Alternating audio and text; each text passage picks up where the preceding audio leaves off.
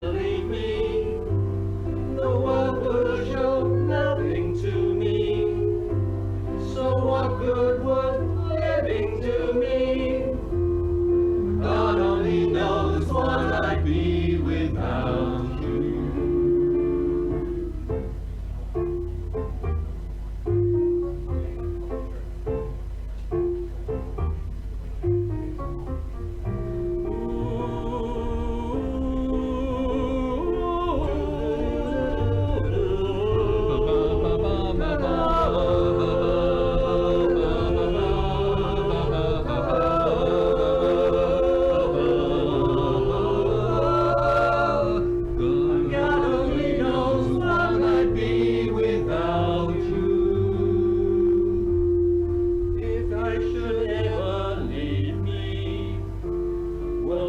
Still go on, believe me, the world could show nothing to me. So what good would living do me? God only knows what I'd be without you. God only knows what I'd be without you. God only knows what I'd be without. God only knows what I'd be without. God only knows what I'd be without. God only knows what I'd be without. God only knows what I'd be without. God only knows what I'd be without. God only knows what I'd be without. God only knows what I'd be without you.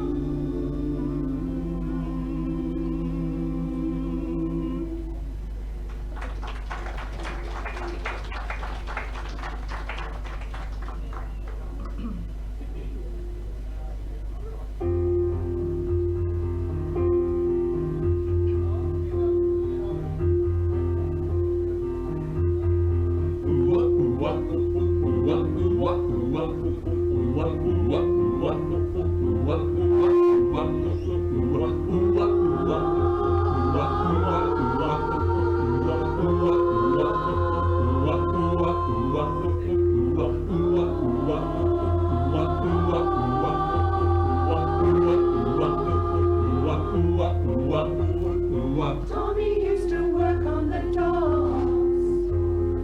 Union's been on strike. He's down on his luck. His tough, so tough. Gina works a diner all day, working for her man. She brings home her pay for love. For love. She says we gotta hold on to what we've got.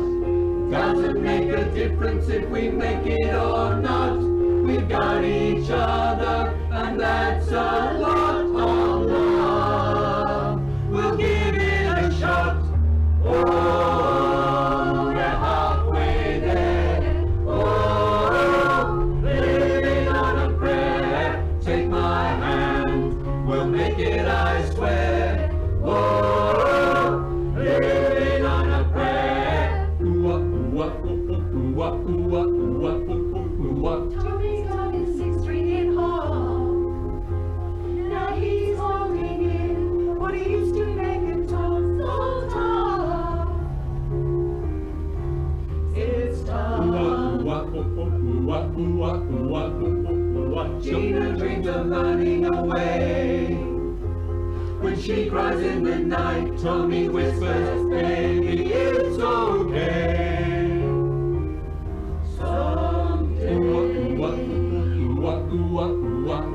gotta hold on to what we've got.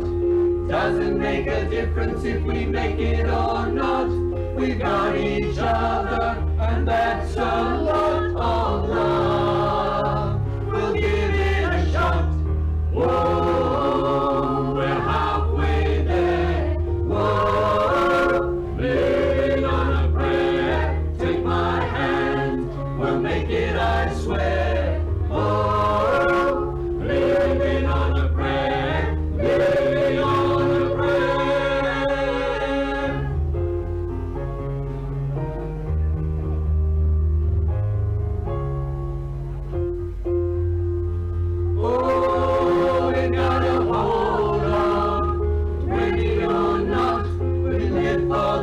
right when it's all that we've got. Whoa, we're halfway there. Whoa, living on a prayer. Take my hand, we'll make it, I swear. Whoa, living on a prayer. Whoa, we're halfway there. Whoa, living on a prayer. Take my hand, we'll make it, I swear. Whoa, living on a prayer. Ooh-wah, ooh-wah, ooh-ooh, ooh-wah, ooh-wah, ooh-wah, ooh. And that is the Power FM is total entertainment. From the morning drive with Fiona and Jeff to the drive home with Jeff Black. On the weekends, catch the Crazy Kevin Show, Dennis Mitchell's Breakfast with the Beatles, the Semi-Pro Sports Show, and Racing Nation with James O'Shea. Plus the music you grew up with. Keep your radio dial locked on Toowoomba's Power FM, celebrating 10 years. You'll find us at 88.0 on the FM dial or online at www.powerfmradio.com.au.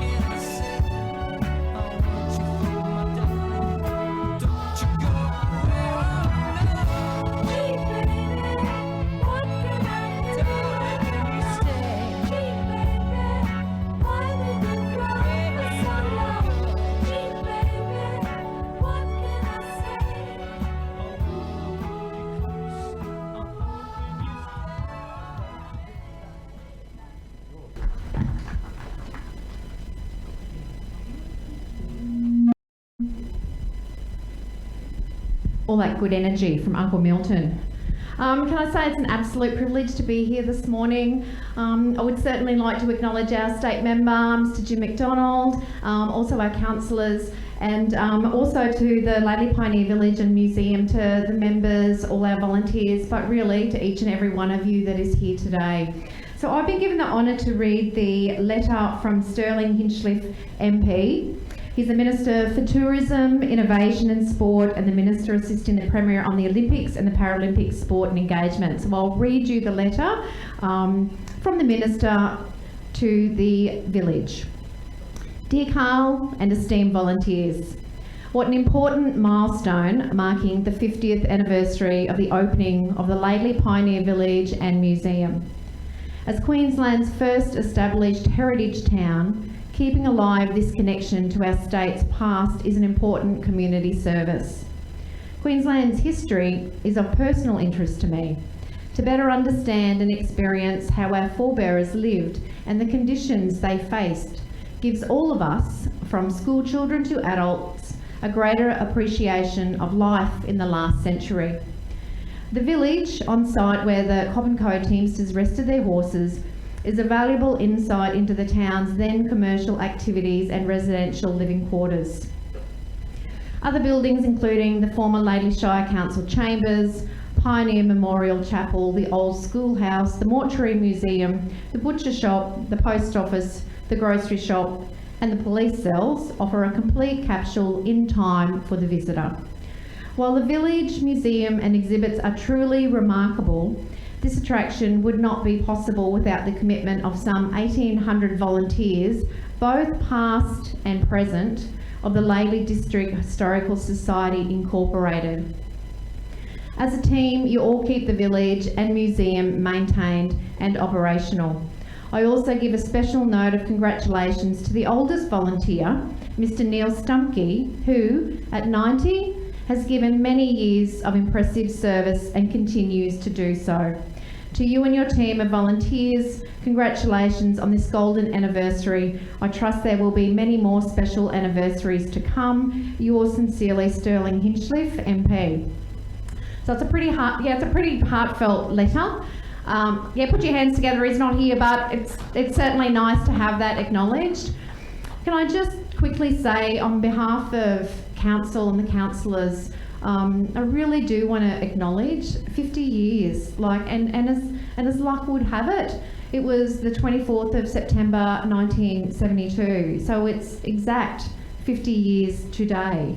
I know for me, I'm certainly seeing today faces that I haven't seen for a while. I crossed paths with John Miles. He'll probably kill me a bit later.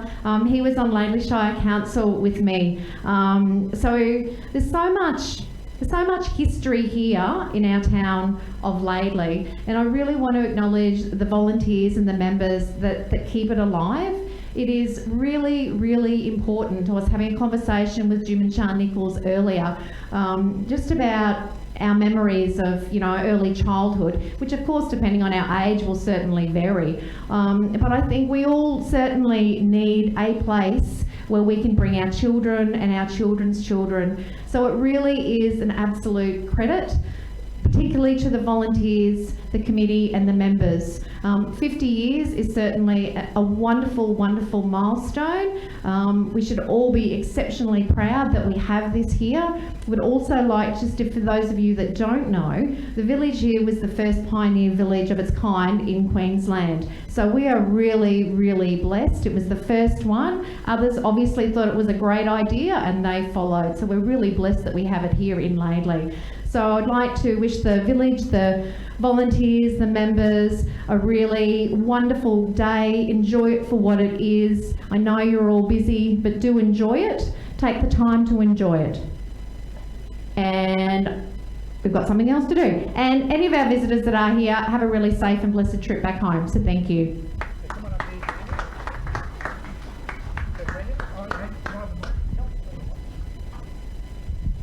So folks, now wonderful lady there, the First Lady Rocker, is going to do the official unveiling of our plaque, which has been specially done. So over to you, Tanya. So just lift it up. Yep. Okay. Okay. So this is the plaque, and they commemorate all the past, present, and future and present volunteers. Thank you, Tanya.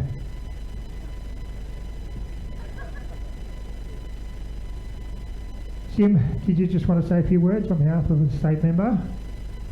Yeah, absolutely. Thanks very much, Ron. I'll come back out here at the front. Ladies and gentlemen, thank you very much for being along here today. I recognise our Mayor, Tanya Milligan. It's always great to catch up with Tanya. Also, Brett Kolashevsky, councillor here from Laidley. But most importantly to all of you, thank you so very much for being here. For those of you who don't know me, I'm Jim McDonald. I'm very proud to be the state member for Lockyer. And can I tell you, coming to events like this always puts a smile on my face. And the reason for that is not only, as Tanya said, you get to catch up with people, but you actually tell stories. And Uncle Milton at the start talked about, vocal or oral histories, and being able to spend time with some of our older people in the community, or let me not rephrase that, some of our more experienced people in the community at the stands around here, you get to understand some of the wonderful innovation that our community has driven through the nation. It is our history that has brought us such wonderful innovation to be able to strive in this, well, foreign land. Today's all about the 50th anniversary of the Pioneer Village, and it's wonderful to catch up with members of our community who've given so much. And again, as Tanya said, it wouldn't be possible except for the wonderful work of our volunteers and the great work that they do. Can I ask you to put your hands together for all that make this possible? Yeah. So finally, folks, have a great day. Tell stories. Make sure that you pass on the information, and for the youngsters who are here, ask the people at the exhibits and talk to them about their stories. You'll be amazed at the actual rich history that we've got right here in the Lockyer. Thanks very much to all. We look forward to enjoying a great day. We're in the blacksmith shop now, and I'm with Barry. This guy's got a good name, and I believe there are a couple of other people who work here with you as well, Barry. We have a couple of other people who can do the blacksmithing. They're busy at the moment doing other jobs, and I've been lucky enough to be able to come here and get the interview. Right. And how long have you been blacksmithing for? I've been here 7 years. I've been blacksmithing for a little while. But not in a paid capacity, mainly as a hobby craft type setup. Right, and now blacksmithing is a dying art, isn't it? Yes, it can be, but it is reviving. A lot of people are picking up on it and wanting to do that sort of activity. It's a good learning curve, and it's also satisfying. Right. Something a lot of our viewers won't know is that the term that we use to lose your temper is a blacksmithing term, right? That's correct. Yes. Tempering is it's a whole world, and there's lots of things written about tempering, but mainly you change the structure of the iron and carbon that you're working with. That's the short term. Yeah, and when you change the structure, the sword bends, but if it loses its temper, it breaks, right? It can. That's correct. Yes. Also, if they're over tempered, they can also snap. It's another problem. It's a whole ball game, that tempering. Right. Okay. And what sort of things do you make in here? Basically, we do demonstration pieces. We would sharpen any tools that we need to do, mainly demonstration purposes of making hooks, whatever comes our way. One of our blacksmiths here the other day made up some shackles for a wagon, and he did those quite successfully, and that's that old World War I wagon that we have over in the tractor shed there. So, terrific. Yeah, so there is the practical side to it. We don't do any horseshoeing as such. It is mainly sort of commercial, industrial, if that takes it, not so much in the farrowing area. Yeah. Well, the horses don't wear shoes anymore now, do they? They've got motors in them, and that's right. Yes, they're B.F. Goodrich, I believe, is the main blacksmith now, or Mr. Pirelli or someone. That's right. Yes.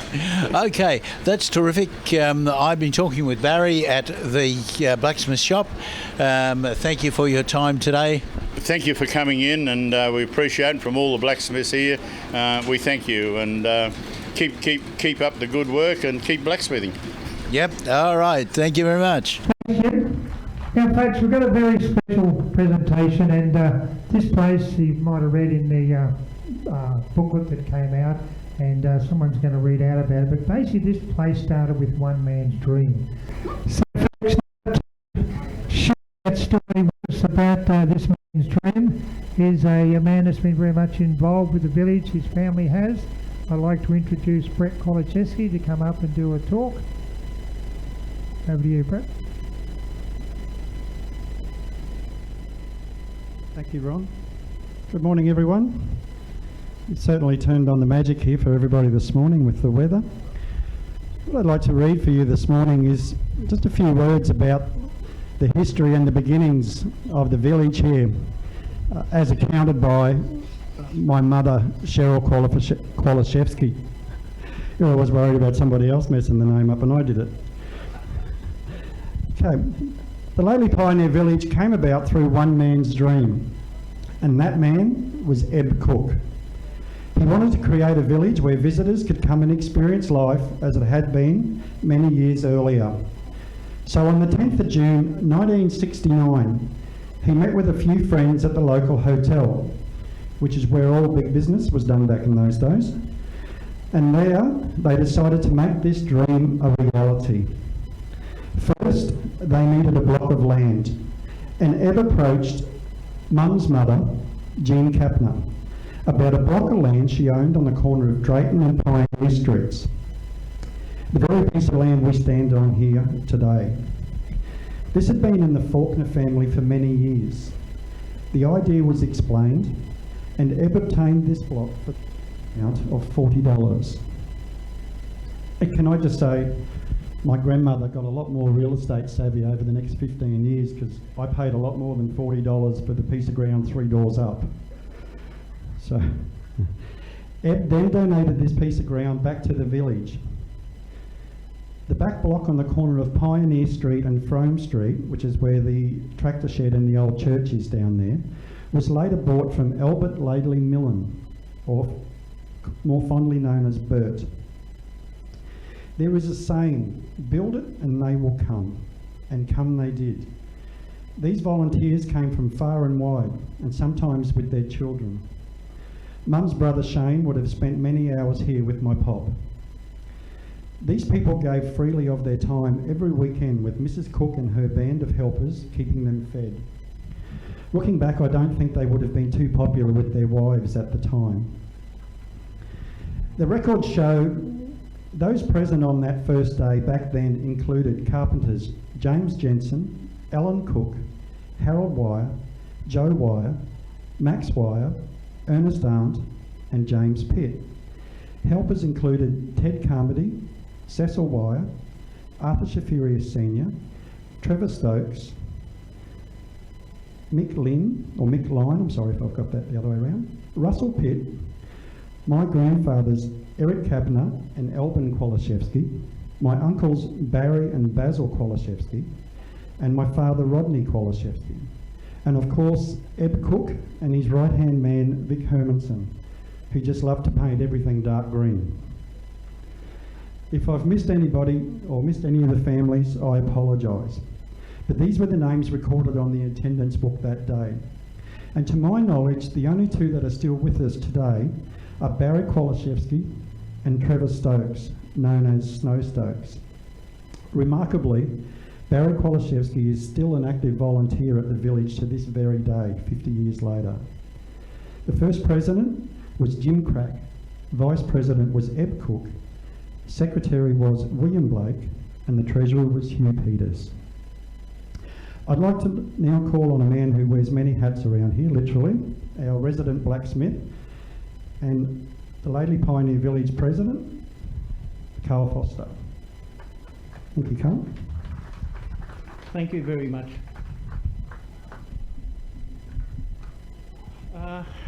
I'd like to thank all the members, past and present, all the volunteers that have given untold amounts of time and effort here.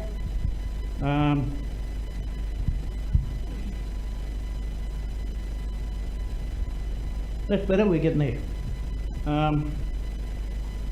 I would also like to thank the support and the invaluable support and the continued guidance from Lockyer Valley Regional Council.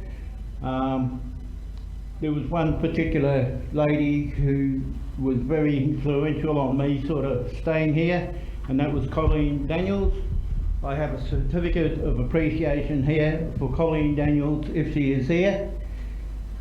I don't think she is, so we'll put that away.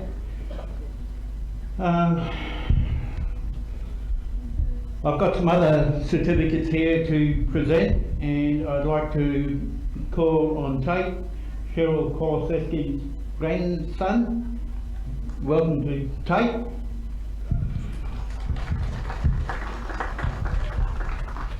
We have a couple of life memberships to give out here.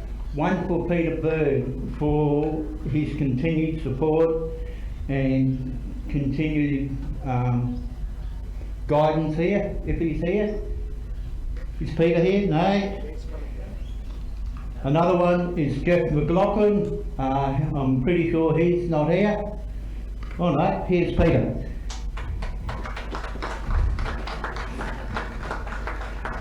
Would you like to say anything, Peter?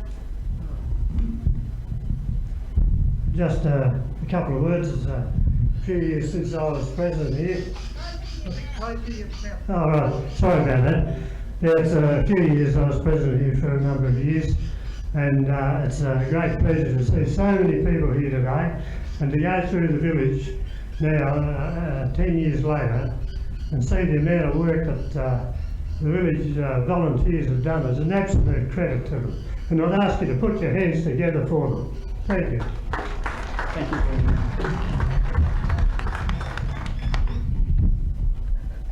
Our last very important life membership we've got to give out.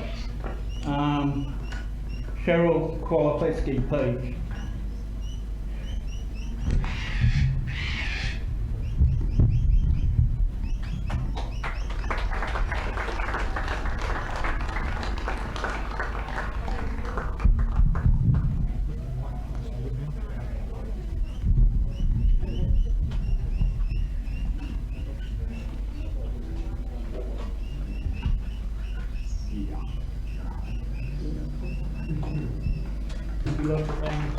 I'd just like to say thank you to everyone connected to the village. Thank you.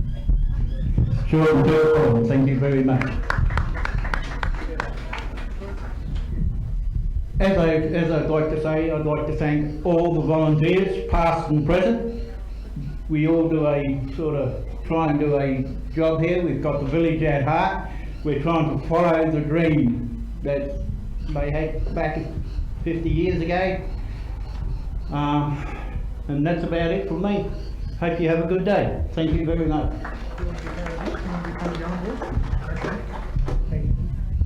Thank you, Carl. And as I said, Carl is he does a wonderful lot of hours here. He's for lately he's been doing seven days a week here, basically. As I said, today he's in the blacksmith, vice president. He does a lot of running around. The other day he ran up to Toowoomba to pick up some stuff. So please, let's have another round of applause for Carl for all the work he does.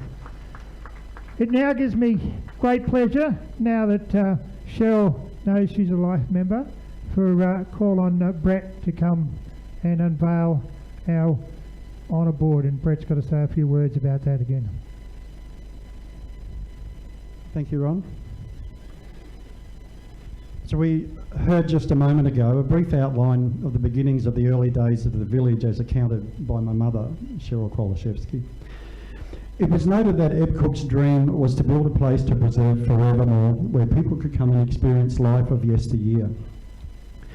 On this celebration of the 50th anniversary of the opening of the Laidley Pioneer Village, I think it's important to also acknowledge and remember those volunteers of past and present who, without their immense dedication and pride, our families and the generations to come would not be able to enjoy the splendour that is the Laidley Historical Society. The village has always been a place very dear to the heart of myself and my family from its very inception. And I would like to convey my sincere gratitude and appreciation to Mr. Ron Johnston and Lorraine Seiler of the village committee who painstakingly researched their records for months to find and verify as many life members as possible. If there is anyone here today that believes they know someone whose name is missing can be verified, feel free to see myself or Lorraine or Ron or one of the committee members later, and we can have the names added. Also, my sincere thank you and gratitude to President Rick Blockland, Mr Clive Barton and Mr Ivan Dellinger of the Lockyer Valley Community Activity Shed, who are here today, and I'll get them to come up shortly and help me.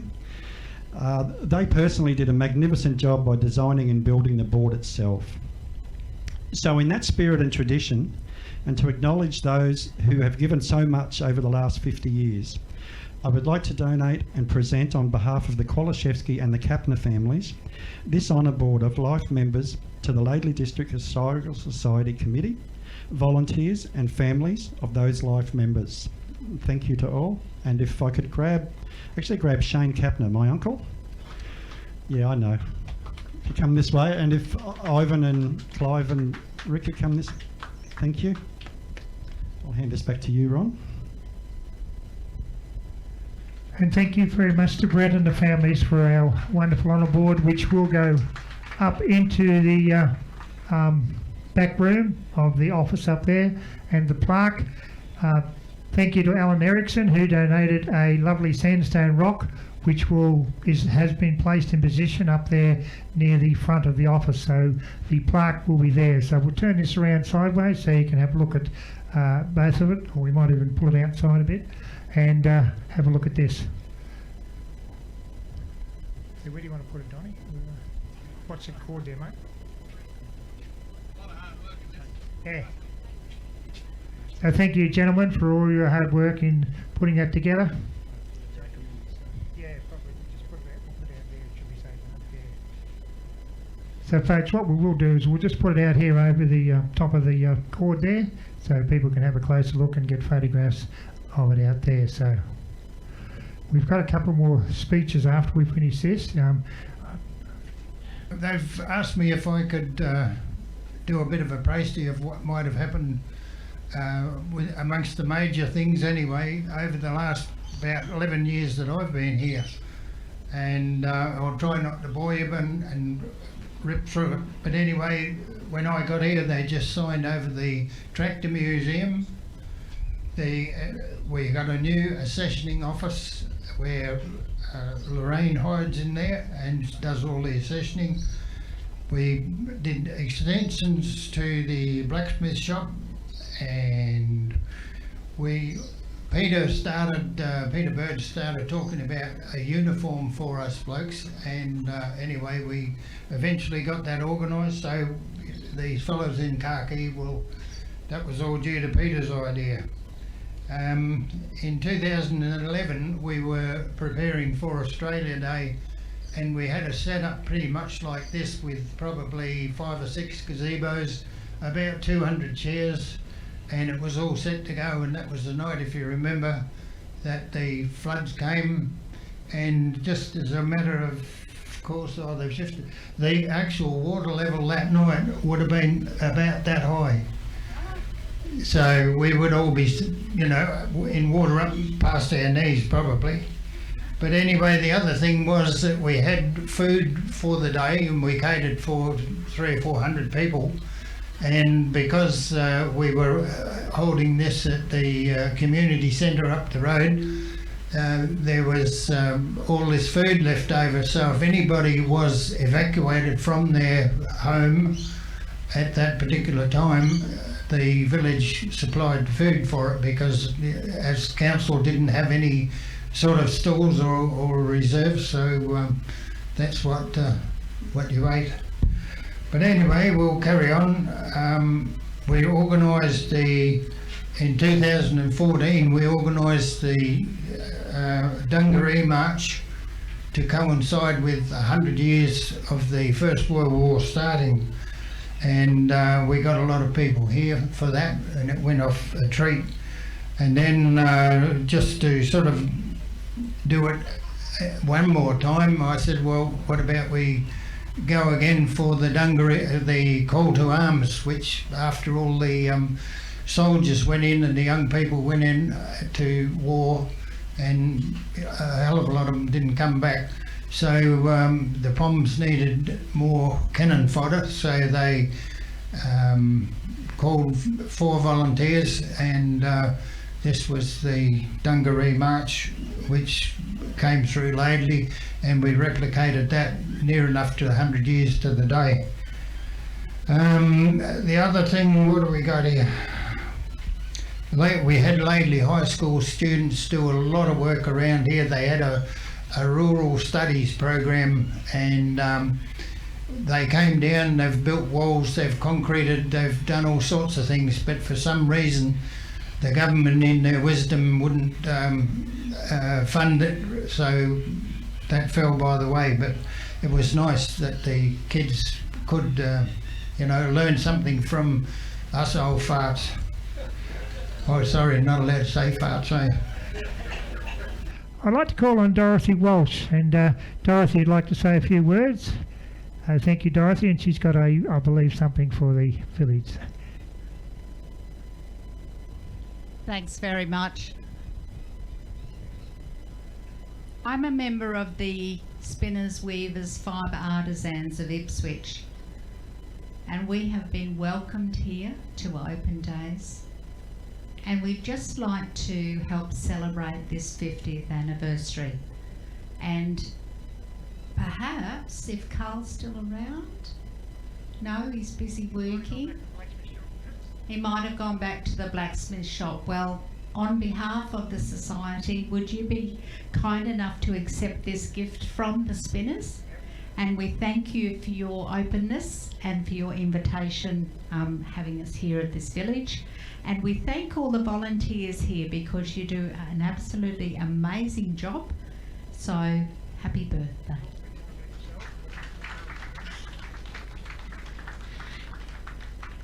I've just been asked to spruik. We have a number of different things on display that you can have a look at from the Spinners, and we also have a small shop, so if you want to support us in any way, you're most welcome to do that. But we're here mainly for your birthday, so happy birthday.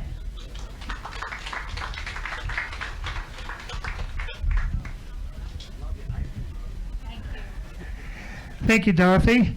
Now, I've been given a little bit of information. Brenda organised this, and Kathy Reynolds floating around somewhere.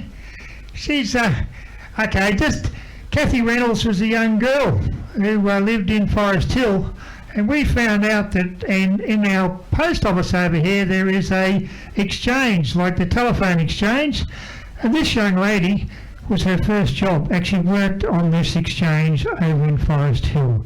So thank you, Kathy, and are you happy for me to read a little bit out there? Yeah. So Kathy Reynolds, married name Lucas, was born in Kingaroy, moved to Forest Hill as a baby, where she lived and attended Forest Hill State School from grade 1 to 7. Followed by attending Laidley High School, Kathy left high school and started her first job at the Forest Hill Telephone Exchange at the age of 16. Kathy had to work on quite a few Sundays, and I remember as a child, this is Debbie and Michelle, the sisters, was the highlight of the week. Every Sunday we took Kathy a roast meal for lunch, while in the meantime skating around the town water clock waiting to take Kathy's plate back home to Mum and Dad unsupervised. Only time we're allowed to go without parents. So very proud of our big sister Kathy for all of her achievements to be part of the 50-year celebration Laidley Historical Society. And the Reynolds family would like to take this opportunity to thank everybody involved in making this happen. Our heartfelt thanks to everyone involved. And thank you, Kathy, for being part of our history. And folks, there's so many more. I was very fortunate a few days ago. A couple in the caravan were over here, and the gentleman came and said, "Oh, I lived in that slab hut for a little while." And so he was actually in that slab hut, and his sister Irene is the oldest one, and it turned out that their daughter got married in the slab hut. So when you go in there, you'll see a picture of Kelly, and I didn't know that Kelly was that they were related to theirs. So it was just lovely, those connections. Unfortunately, they couldn't be here today for other reasons. And look, there's a lot more people out there, and if somebody wants to come and share some reminiscences, let us know, and we can fit that in. Tom Mulcahy over there is another one of our life members and the past president, and just so many wonderful volunteers in. I said, without our team of dedicated volunteers, we wouldn't be what we are today. The gardens, the place, we've had comments that the place is looking the best it's looked for a long, long time, or probably ever looked. So thank you to those gardeners and everybody that puts their heart and soul into this place. I think that's about it for now. Oh, sorry, I forgot about Miss Bean and Alicia. Is it Alicia? and Josh. They're from the second Lockyer Light Horse. And of course, you've probably noticed the wonderful GS wagon up the front there, which is a genuine World War I general service wagon. And there's a couple of photos of it before it was restored. And Carl, this is another one of his jobs, he drove down to Glenrowan in Victoria, which is Ned Kelly country, to pick that wagon up and bring it back here. And so we're sort of caretaking it on behalf of the second Lockyer Light Horse, and we're proud to be involved with Josh and the gang there. So thank you, Josh. Normally Josh would be here on a couple of horses, but we weren't sure how many people were going to be here, so we've got the little horse instead. Went through a rainstorm and okay, I'll hand over to Josh because she's got a couple of things to talk to about, and particularly the Shiva one. So over to you, Josh. Thank you, Ron. We've had a lovely partnership with this village for many years, and it's growing from strength. We've had a lovely partnership with this village for many years, and this is actually our home training grounds. We train over on the Oval doing various skillet arms and drill displays, and over in the park we recreate the charge of Beer Shiva in October, November, as close to the date as possible. Please come. It's the 7th of November this year, and you'll see us in full flight. We are very, very excited now to have a GS wagon. It was courtesy of a gambling community benefit fund grant from the state government, and we are now in the process of having authentic World War I harness made. For 6 horses, we have obtained 2 horses so far and are training them. So that's something else we can roll out here as something that will just add an extra layer to the village in terms of history. So thank you very much for hearing me out, and congratulations and happy birthday. Thanks, Josh. And Brenda's just reminded me that we have a very special guest here today, and that is Christine Meyer. Can you just put your hand up there, Christine? Where are you, Christine? Now, Christine was here on the 1972 opening, and so she's there. There she is up there. Hi, Christine. Big round of applause for Christine. So for somebody who was back here on the anniversary back in on the opening in 1972. So thank you, and great to see you. And of course, lots of other. And we'd like you to take the opportunity to reminisce and share stories. You want to share some stories with Barry or Brenda, or so we can put some on file. But I think it's probably enough from our speeches and stuff, and I reckon we might have a bit of music if the choir feel like doing a bit more songs there. Power FM is total entertainment. From the morning drive with Fiona and Jeff to the drive home with Jeff Black. On the weekends, catch the Crazy Kevin Show, Dennis Mitchell's Breakfast with the Beatles, the Semi-Pro Sports Show, and Racing Nation with James O'Shea. Plus the music you grew up with. Keep your radio dial locked on Toowoomba's Power FM, celebrating 10 years. You'll find us at 88.0 on the FM dial or online at www.powerfmradio.com.au. And as we said, the village was the dream of one man, Eb Cook. And we're absolutely honoured today to have Eb's 2 sons here, Greg and Will.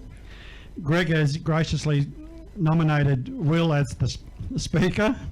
So we're just going to have a talk to Will.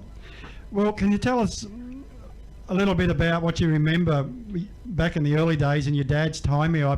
I believe there's a bit of a story about when they bought the school building over and to do with power lines that you might be able to tell us about. Yeah, back in, I'm not sure what actual date it was, but we're thinking around about the 71 mark. The school, the ex-Blantyre school was purchased, and just as probably a 15-year-old, I was nominated to. They took the roof off it. I think it was in 2 parts. I remember Greg was horrified that they cut it in half with a chainsaw, but you know, just to get the job done.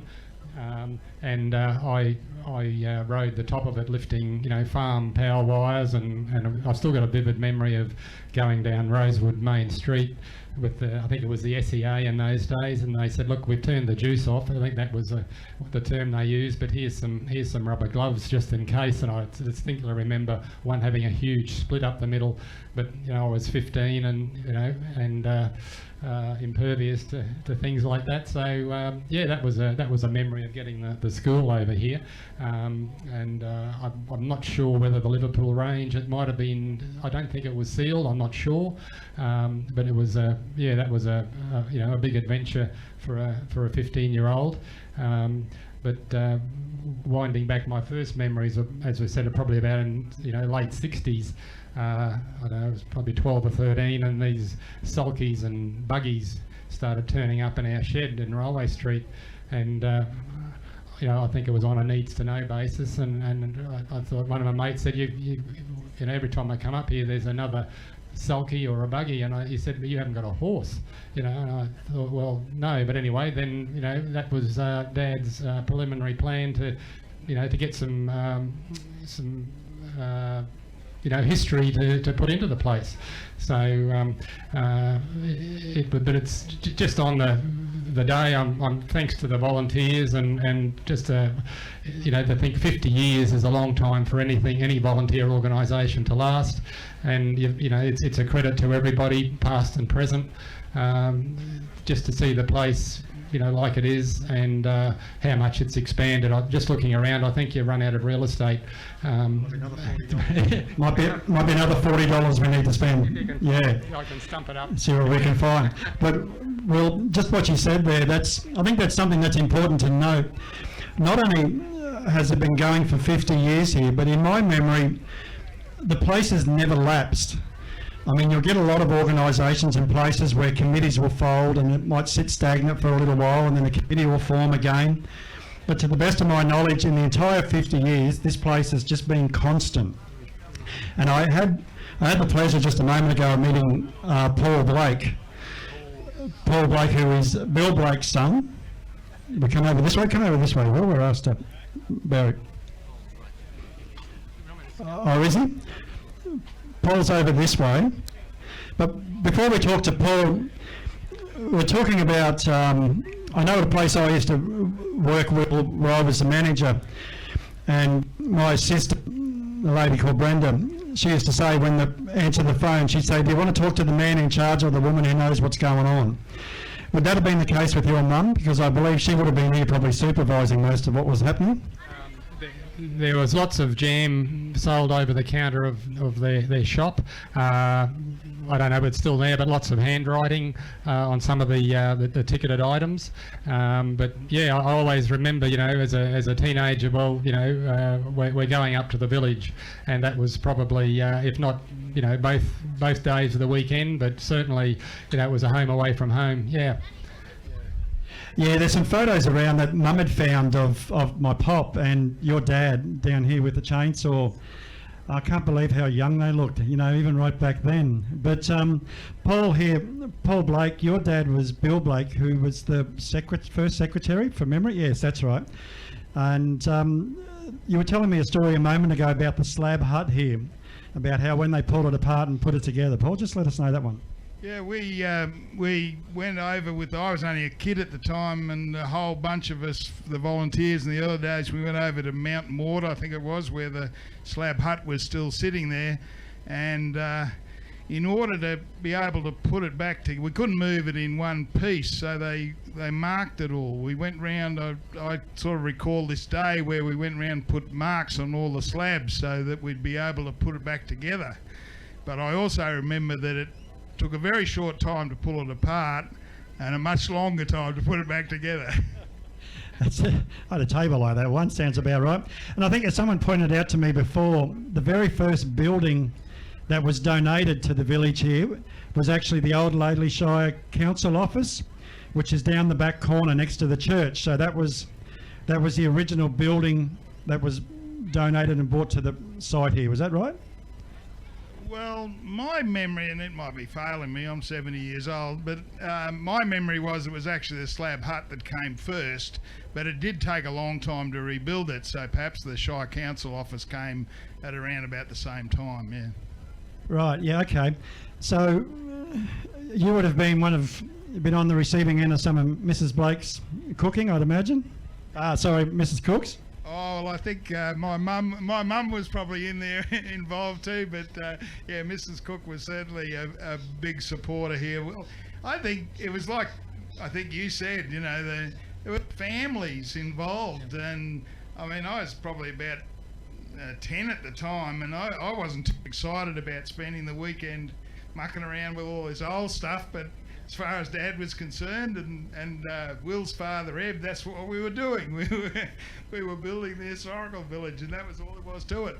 Yeah, well, as I said before, I had on the first day I had 2 grandfathers here, my father and 3 uncles, and I mean, you're flat out getting all those guys to turn up at the same time to work, let alone, you know, turn up to something like this. So it definitely was a labour of love. Do you have each of you? Do you have a favourite spot in here? Is there something, an exhibit or something that you think might be that stands out to you or has special memory, Greg? I'm thinking the cottage, as Paul said, when it was reconstructed. My memory of it as being up, I think the shingles are still under that iron, but we were putting the shingles on that Ernie Arndt had split somewhere up, I think, at the far end of Campbell Street, and I was, I don't know, say 15, and I was up there with Joe Wire knocking the probably springhead nails in, and I thought, this is pretty good. I'm up here with a real carpenter, and I probably got in the way, but I remember being up on that roof knocking the single nail into the shingles. So, would have been lots of work health and safety back then, harnesses, all that sort of thing? OC volleys, I think. The trusty sand shoe. Yeah, that was about it. Yeah. The trusty old sand shoe. What about yourself, Paul? Yeah, I guess the one of the big memories I have was Dad decided that we were all of us, you know, the members and the volunteers and the members, we were going up to Mount Mistake to try and work out if we could bring the Lynn tractor down, because when it was found, it was sitting on the top of Mount Mistake, literally. And we drove as far as we could up an old logging track, and then we had to walk a long way, and eventually we got to this clearing, and there was the Lynn tractor that's here now, and another one that was in fairly parlous condition. And I was a teenager at the time, and Dad and Eb were very excited about getting it and bringing it back down to the museum, but I looked at it and thought, how the hell are they ever going to get that out of here? But they did, and with a lot of help and a lot of volunteers, and it's a wonderful thing to have in the museum.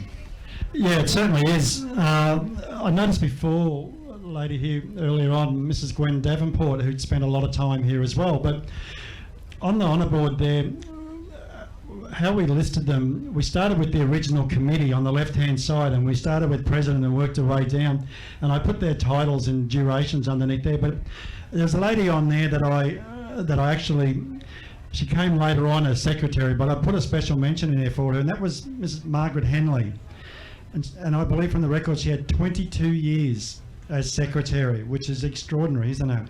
So it gives you an idea of the passion and the dedication that the people had for this place. 22 years as a secretary, or any office bearer for that matter, is extraordinary. And I believe Jim Crack was quite a while as well, you know. So, and I think your dad was happy. He was happy with vice president, but he didn't really want to be president, I think.